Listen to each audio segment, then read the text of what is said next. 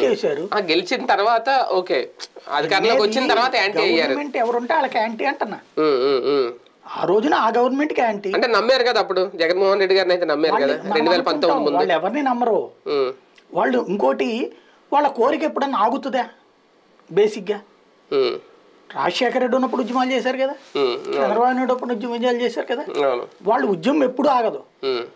వాళ్ళు సాలిడ్గా ఓటేస్తారనేటువంటి భ్రమలో మనం ఉంటాం. దాంట్లో ఎవరి కులాలు, ఎవరి వర్గాలు, ఎవరి లెక్క వాళ్ళకు ఉంటాం బేసిక్గా. కాకపోతే ఏంటంటే ఒక భయం ఏంటయ్యా అంటే జీతాలు 1వ తారీఖు ఇచ్చేవాడికే వేస్తారు. ఇది నిజమో కాదు, రేపు ఎన్నికల్లో తెలిపోతుంది కదా. ఓవరాల్గా 4 లక్షలు, 4.5 లక్షలు, 4.5 లక్షలు ఇంటూ లెక్కేస్తున్నారు, నలుగురు అని. అది చూపెడదాం అనుకుంటున్నారు వాళ్ళు.